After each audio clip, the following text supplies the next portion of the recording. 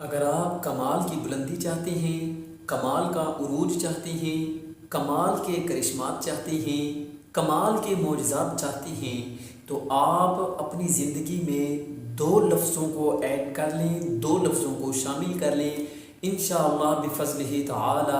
آپ کی زندگی میں ہر آئے روز نعمتوں میں اضافہ ہوتا رہے گا، برکتوں میں اضافہ ہوتا رہے گا،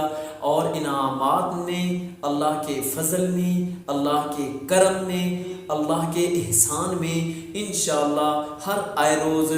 اضافے ہی اضافے ہوتے رہیں گے۔ اگر آپ چاہتی ہیں کہ ایک چیز اللہ پاک نے ہمیں یہ دی ہے دوبارہ بھی دے اور بڑھا کے بھی دے، تو پھر آپ یہ ویڈیو آخر تک دیکھیے گا۔ اگر آپ چاہتی ہیں کہ میں عروج کی بلند سطح پہ جانا چاہتا ہوں، میں کمالات کی بلند سطح پہ جانا چاہتا ہوں، میں کرشمات کی بلند سطح پہ جانا چاہتا ہوں، تو پھر آج یہ ویڈیو سکپ مت کیجیے گا، اس ویڈیو کے آخر تک ساتھ جڑے رہیے گا۔ بسم اللہ الرحمن الرحیم۔ السلام علیکم ورحمۃ اللہ وبرکاتہ۔ پیارے ناظرین و سامعین کرام، میں ہوں محمد عرفان اور آپ یوٹیوب چینل دیکھ رہے ہیں وظائف و عملیات۔ آج میرے پیارے دوستو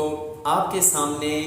ایسے دو لفظ پیش کرنے کے لیے آیا ہوں کہ جن سے آپ اپنی زندگی کی رونقوں میں اضافہ کر سکتے ہیں اور اپنی رونقوں کو بحال کر سکتے ہیں۔ صرف دو لفظ ایسے ہیں کہ میری تو ہمت ہی جواب دے گئی ہے۔ حالانکہ رب کائنات نے بہت لوگوں پہ بہت بڑے کرم کیے، احسانات کیے، انعامات کیے۔ مسلمانوں کی باری آئی تو مسلمانوں کو بھی بے تحاشا دولتیں ملی، اور اگر غیر مسلم کی باری آئی تو اللہ پاک نے غیر مسلم کو بھی بہت مال نوازا ہے۔ اگر غیر مسلم کو اللہ پاک نواز سکتے ہیں تو پھر میرے پیارے دوستو مجھے اور آپ کو اللہ پاک زیادہ نواز سکتے ہیں۔ اللہ پاک نے فرعون کو، حامان کو، قارون کو کتنا مال دیا تھا، لیکن ان کے کام نہیں آ سکا۔ انہوں نے دنیا میں رہتے ہوئے جو عیش و عشرت کرنی تھی کر لی، آخرت میں ان کا کوئی حصہ نہیں ہے۔ مسلمان کے لیے الدنیا سجن المؤمن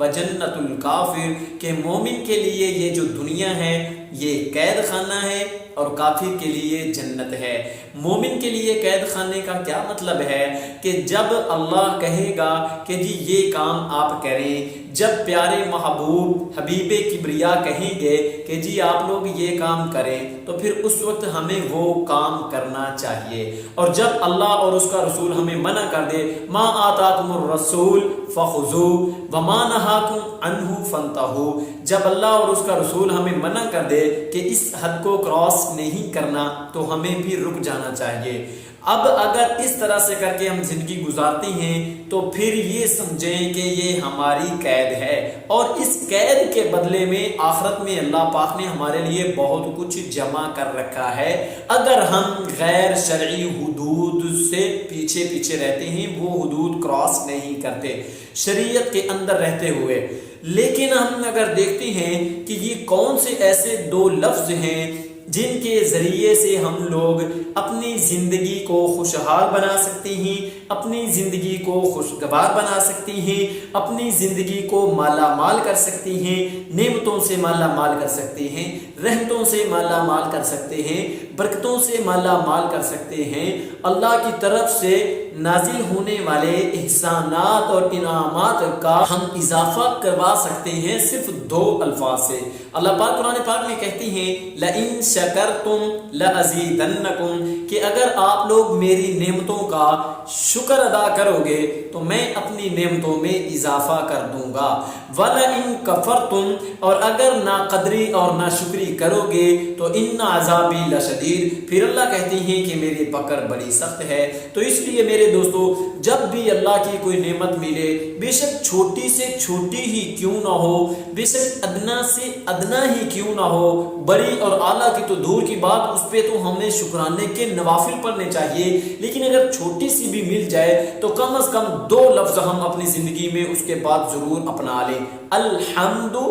للہ۔ بس جس کو نعمت ملنے کے بعد، رحمت ملنے کے بعد، برکت ملنے کے بعد جس نے الحمدللہ کا لفظ کہہ لیا، اس نے سمجھو کہ ساری رحمتیں برکتیں سمیٹ لی۔